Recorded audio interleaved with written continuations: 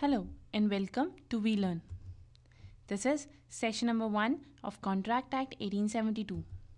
Topics to be covered: Basic of Contract Act 1872, basic terminologies and concept, essentials of contract, offer and acceptance, essentials of offer and its concept. Contract Act 1872. As we know that the Contract Act actually gives us a basic ideas about what kind of a contract और किस तरीके से एक organisation contract conduct करती है. जब एक person या एक ऑर्गेनाइजेशन या एक ग्रुप जब किसी भी तरीके के कॉन्ट्रैक्ट में आते हैं तो उन्हें कॉन्ट्रैक्ट एक्ट को फॉलो करना होता है. Basic we can say that the law of contract is general principle of a contract. एक किसी भी तरीके का कॉन्ट्रैक्ट अगर बनाना है तो उसके लिए एक ही जनरल प्रिंसिपल होता है. It is like a boundary और limit within which the parties can agree upon anything. ये एक वो बाउंड्रीज होती हैं, वो लिमिट्स होती हैं जिसके अंदर पार्टीज जो हैं हर चीज़ के लिए अग्री करती है. It lay down the circumstances in which it will be legally obligatory. ये सब वो इस कॉन्ट्रैक्ट के अंदर हर वो सर्कमस्टांसेस को लिखा गया है या बताया गया है जो कि कॉन्ट्रैक्ट करते वक्त आकर हो सकती हैं. And yes, eight the same time it also provides the remedies of breach. Like for example, minor contract is binding on him, so social promise are not binding in a law. So contract without consideration bearing a certain expectations are void. In terms of हम ये एक example की state में ले सकते हैं कि अगर किसी भी तरीके से आपका कॉन्ट्रैक्ट जो है विदाउट एनी कंसिडरेशन है तो in that case they are void. And yes, effects are of us since everyone entered into the same kind of contract every other day without being aware of it. Yes, that is the one of the true statement. हम चीज़ों के बारे में aware भी नहीं होते हैं और still हम लोग उसे करते हैं. That means we are in a contract, we actually practices a contract. So in that case, yes, this contract act is basically give us the idea about the things कि practical scenarios में किस तरीके से perform करना चाहिए.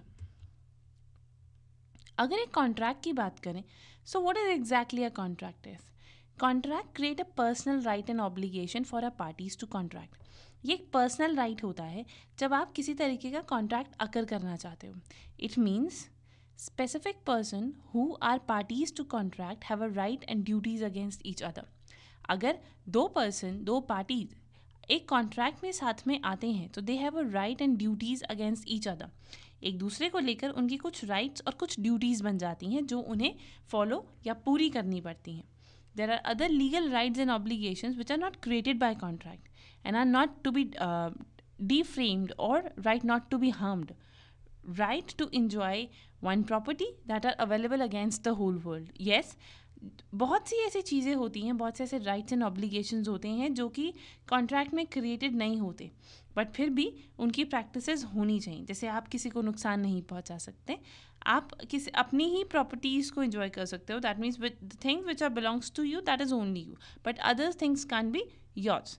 Eight the same time बहुत से ऐसे मॉरल प्रैक्टिसेस होते हैं जो कि वर्ल्ड वाइड या होल वर्ल्ड में प्रैक्टिस किए जाते हैं. सो कॉन्ट्रैक्ट अगर डेली लाइफ में बात करें तो होने वाला जो भी कॉन्ट्रैक्ट होता है वो सबसे पहले एग्रीमेंट होता है. यानी कि नॉर्मल लाइफ में या डेली लाइफ में किसी भी तरीके की दो लोगों के बीच में प्रॉमिस आकर होता है तो उस प्रॉमिस में को हम एग्रीमेंट कहते हैं. जब वो एग्रीमेंट किसी तरीके से लीगली इन्फोर्स किया जाता है तो वो कॉन्ट्रैक्ट बनता है. So in that case an agreement is defined in section 2E of an act as a promise. Promise a proposal when accepted become a promise. एक प्रपोजल जब एक्सेप्ट कर लिया जाता है तो वो प्रॉमिस बनता है. दैट मीन्स कि यहाँ पर दो चीज़ें नज़र आ रही हैं. एक होती है हमारी ऑफ़र, एक होती है हमारी एक्सेप्टेंस.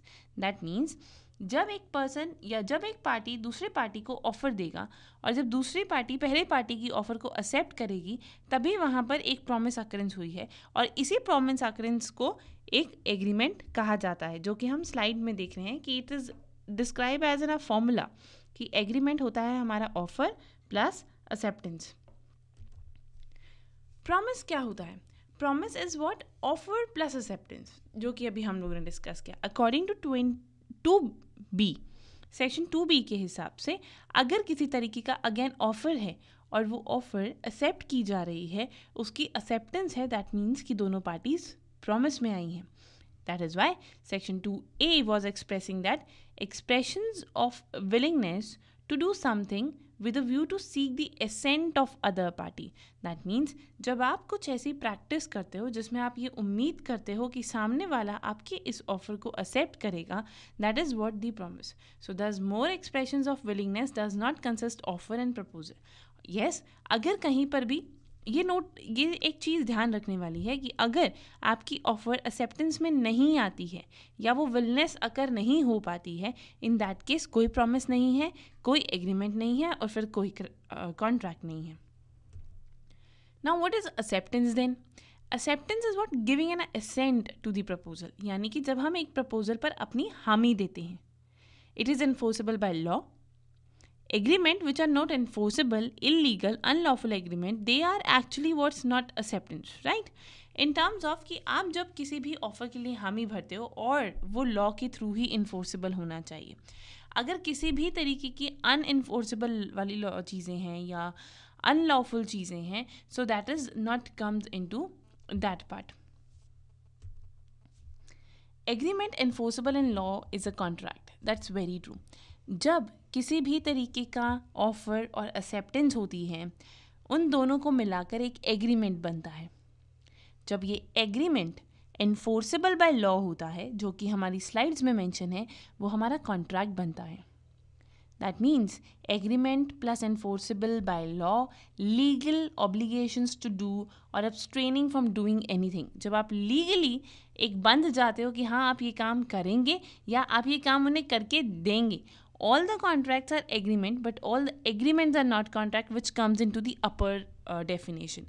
इस स्लाइड्स के अंदर जब हमने पहली एक सेंटेंस में ये पढ़ा था कि एग्रीमेंट जो कि लॉ इन्फोर्सेबल होगा, यानी कि जब वो लॉफुल हो जाता है तो वो कॉन्ट्रैक्ट बन जाता है.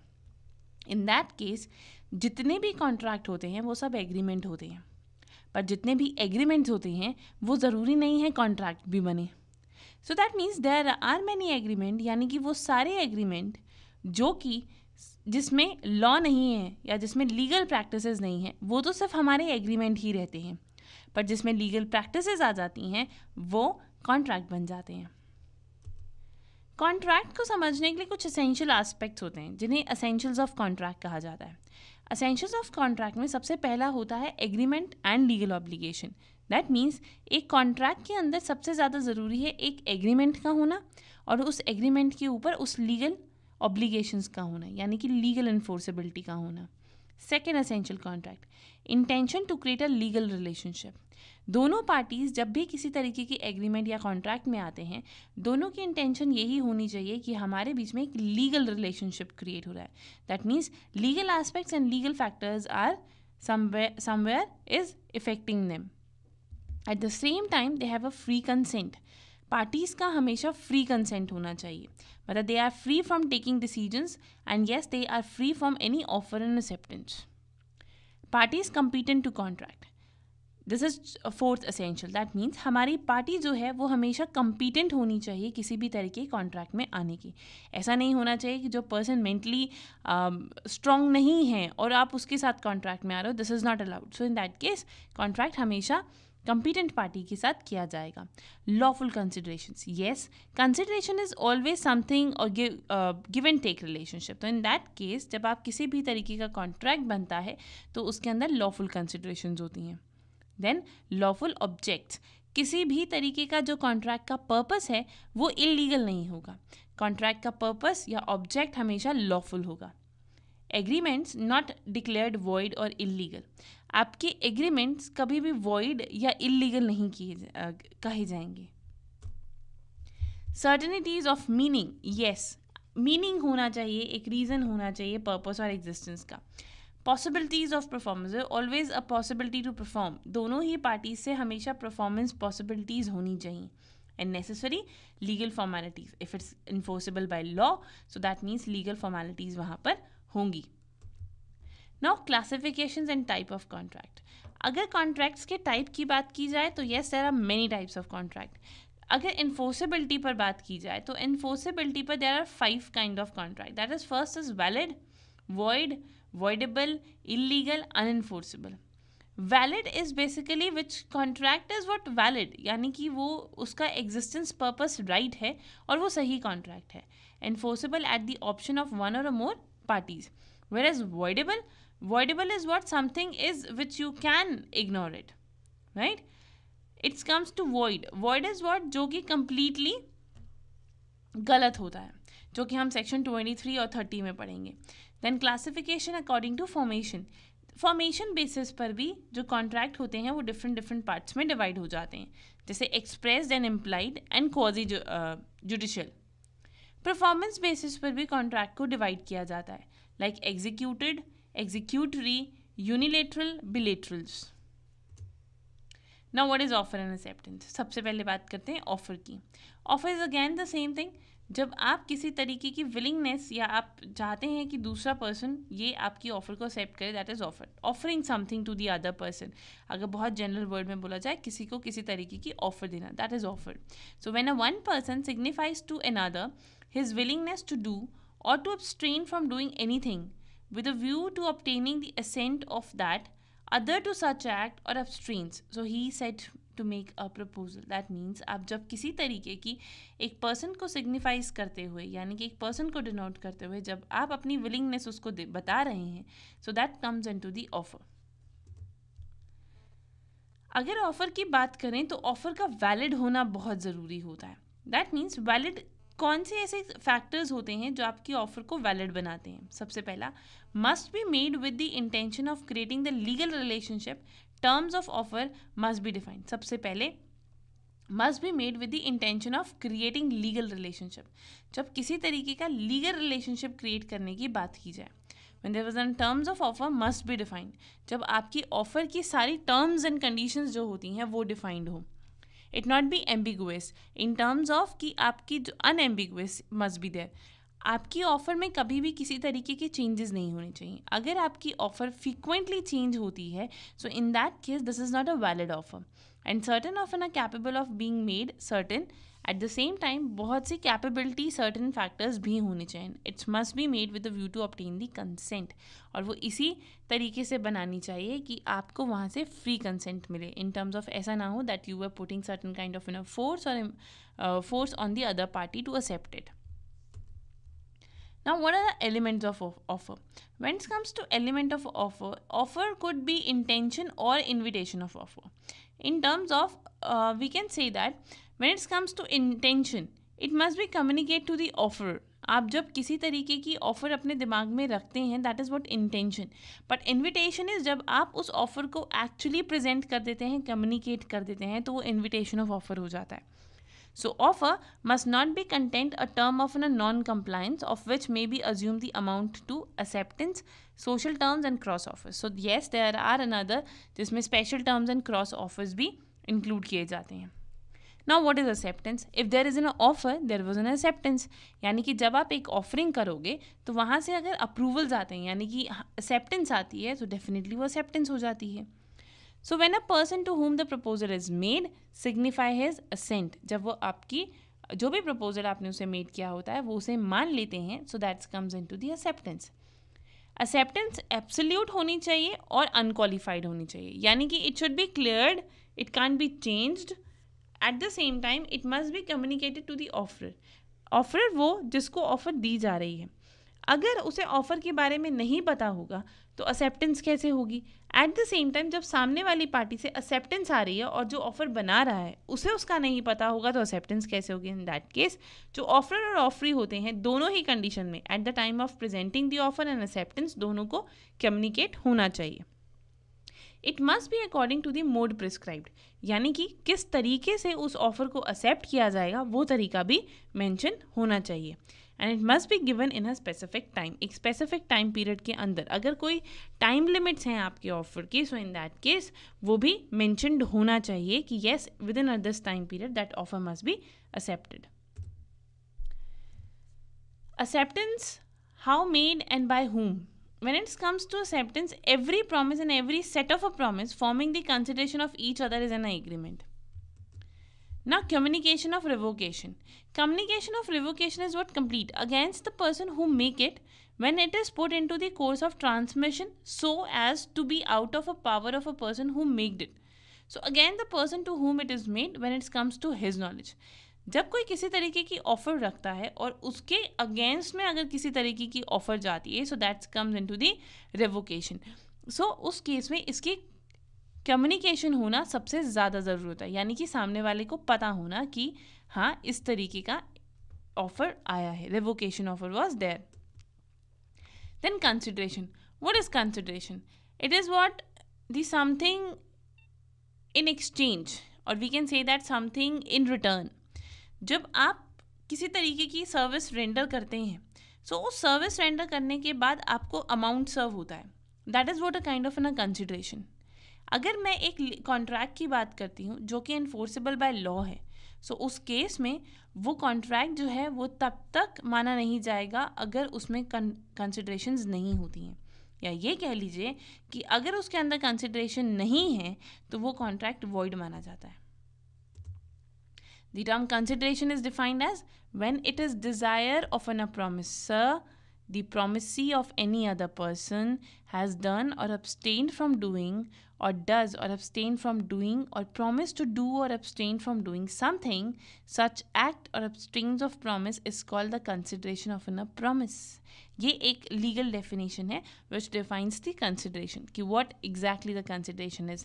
जब प्रोमिसर कुछ डिज़ायर देता है कि वो इस तरीके से काम चाहता है, तो इन रिटर्न उसे ये भी बताना पड़ेगा कि उस चीज़ के या उस काम के बाद उसे क्या पे मिलेगी. Now what are the elements of consideration? Element may move from promiser and any other person. Yes, it could be move. ऐसा नहीं है कि ये मूव ऑन नहीं हो सकता, बट डिपेंड्स ऑन कि सर्विसेज किस तरीके से रेंडर्ड हो रही हैं. Consideration must at a desire of an promisee. Promisee के डिज़ायर पर ही वो कंसिडरेशन होनी चाहिए. अगर प्रोमिसी की अप्रूवल उसके अंदर नहीं है तो that consideration could not be as considered the consent. वहाँ पर एक फोर्सेबिलिटी होगी. कंसिडरेशन में भी पास्ट, प्रेजेंट और फ्यूचर. कंसिडरेशन कुछ भी हो सकती है, पास्ट भी हो सकती है, प्रेजेंट भी हो सकती है और फ्यूचर भी हो सकती है. Consideration need not to be adequate. ज़रूरी नहीं है कि जितना एफर्ट पुट डाउन किया जा रहा है उतने ही एफर्ट्स की कंसिडरेशंस भी हों. Consideration must be real not illusionaries. मतलब इमेजिनेटिव नहीं होनी चाहिए, वो कंसिडरेशंस एकदम रियल होनी चाहिए. Now, what are the privity of a contract and consideration? When it comes to the privity of a contract and consideration, under the Indian contract, third person in the contract can sue. Privity of consideration is allowed. That is what privity of consideration when third party comes into a picture. जब कोई भी तीसरी party एक contract के बीच में आती है तो वो privity of contract कहलाता है. So in that case, this considerations can be allowed to the third party also. So privity of contract is third party in the contract. He is not the party of a contract, but there is no offer and acceptance between third party. So privity of contract is not allowed in that case. अगर किस third party की involvement उसके अंदर नहीं है, so उस case में privity of contract जो है वो allow नहीं किया जाता. Now exceptions of privity of contract cannot sue. Exceptions in terms of when a trust is created. अगर किसी तरीके का ट्रस्ट होता है सामने वाले पर्सन पे, so in that case automatically वो थर्ड पार्टी की इन्वॉल्वमेंट हो जाती है. So in that case that privity of contract is not comed. Contract through an agent. अगर किसी एजेंट इन्वॉल्व हो रहा है आपके कॉन्ट्रैक्ट में तो उस केस में भी it's a privity of contract. When a charge is created on the specific immovable property, अगर किसी भी immovable property का charge या right for a temporary period किसी और को दे दिया जाता है तो third party की involvement automatically हो जाती है. In case of family agreements of HUF, so that comes into the Hindu undivided families, so that comes into उस केस में भी एक फैमिली मैटर्स हो जाते हैं, फैमिली अरेंजमेंट्स हो जाते हैं, तो थर्ड पार्टी की इन्वॉल्वमेंट हो जाती है. So when the promisee by his act created privity of an contract. और अगर प्रोमिसी चाहता है कि किसी तरीके का प्रिविटी ऑफ कॉन्ट्रैक्ट हो तो भी वो अकर हो सकता है. Exceptions to rule no consideration no contract. No consideration और नो कॉन्ट्रैक्ट, जैसा कि हमने डिस्कस किया था कंसिडरेशन में कि अगर एक कॉन्ट्रैक्ट के अंदर कंसिडरेशन नहीं है तो वो कॉन्ट्रैक्ट वॉइड माना जाता है. बट हाँ, कुछ एक्सेप्शंस होती हैं जहाँ पर ये पिक्चर भी अग्री करती है. जैसे अगर दिस इज अ मैटर और the agreement of love and affection, so in that case ज़रूरी नहीं है कि इन रिटर्न आप उन्हें कुछ दे भी. सेकेंड, एग्रीमेंट टू पे द पास्ट वॉलंटियर सर्विस. अगर आपने किसी को पास्ट में सर्विस रेंडर की थी और अब एट प्रेजेंट आप उसकी किसी तरीके की सर्विस चाहते हो, so that's comes into the past voluntary service. Agreement to pay a time barrier debit. अगर किसी भी तरीके का टाइम्ड बेस्ड बैरियर होता है कि 1 साल बाद या 3 साल बाद आपको उसकी कंसिडरेशन मिलेगी, तो उस केस में भी नो कंसिडरेशन नो कॉन्ट्रैक्ट वाला रूल फॉलो नहीं होता. गिफ्ट एग्रीमेंट, अगर कोई किसी को गिफ्ट दे रहा है, सो उस केस में भी no consideration no contract is not followed. और yes, if there was an agency, so agencies may be this is not necessary that it could have the consideration and a contract together. Now, capacity of contract. Capacity of contract, that means the person is capable enough to come into a contract. So capacity means legal ability of a person to enter into a contract. As per the section 10, every person who is competent to enter, मतलब जो person competent है वो एक contract के अंदर आ सकता है. अब competent कौन नहीं है? कंपीटेंट वो है जो माइनर है, यानी कि जिसने माइनॉरिटी एज में है, या फिर वो जो एक सही माइंड का नहीं है, या फिर वो जिसको लॉज ने डिसक्वालीफाई कर रखा है. So that is what every person can enter into a contract if he is the age of majority, he is of sound mind, he is not disqualified by law. Then minors and legal rules. Minors and legal rules, as we know that minors never be come into the contract. So minor is what? A person who is not attained the age of majority. Legal regarding minor arrangements. Agreement by or with the minor is void. अगर आप किसी भी तरीके के minor के साथ agreement में आते हो तो वो void माना जाएगा. Minor is not bound to return the benefit received. Minor को अगर किसी भी तरीके का बेनिफिट होता है तो वो उस बेनिफिट को अवेल कर सकता है और उसके लिए वो लीगली ऑब्लाइज नहीं है कि वो उसको वापस करे. Minor can not rectify his act. वो अपने एक्ट को कभी भी सही नहीं करेगा, रेक्टिफाई नहीं करेगा. At the same time restrictions of the property in the case of fraud was also there. Minor is liable for the necessary supplemented. Minor always a beneficiary. Minor हमेशा एक बेनिफिशियरी का रोल प्ले कर सकता है. And minor could be agent, could be partner, could be insolvent. Person of unsound mind. Person of unsound mind हमेशा वो माना जाएगा जो पर्सन अपने काबू में नहीं होता. That means the purpose of making a contract is that at a time of making a contract a person must be capable enough to understand it, capable enough to rectify it. So following are the person of unsound mind. बहुत सारे ऐसे person होते हैं जो unsound mind में आते हैं, like idiot, lunatic, ड्रंकन्स. ये सब अनसाउंड माइंड पर्सन होते हैं. Now person disqualified from contracting. वो पर्सन जो कि किसी तरीके से डिस्क्वालिफाइड होते हैं कॉन्ट्रैक्टिंग में. दैट मीन्स आप उनके साथ किसी तरीके के कॉन्ट्रैक्ट में नहीं आ सकते. Foreign ambassadors, you never be come with them in any contract. Alien का एनिमीज़, अगर आपकी कोई भी एलियन एनिमीज़ हैं तो उनके साथ. कोई भी कंपनी हो सकती है जिसको डिस्क्वालीफाई किया हो कॉन्ट्रैक्ट में आने से. प्रोफेशनल्स हो सकते हैं, any professional. Felons was there and insolvents are there. Now the free consent. Free consent is what? Freely जब आप किसी भी तरीके के कॉन्ट्रैक्ट को अग्री करते हो, that is free contract. That means उसके अंदर किसी तरीके की coercion, undue influence, fraud and misrepresentation and mistake नहीं होता. Person disqualified from the contract is what? Consent of the other party by force और under the fear cause by the threat of an a bodily violence और imprisonment he is said to be making a coercion. अगर किसी के साथ किसी भी तरीके की बॉडी वायलेंस होती है या किसी भी तरीके की इम्प्रिजनमेंट्स वाज देयर, तो in that case that person is come into a consent on the basis of any kind of coercions.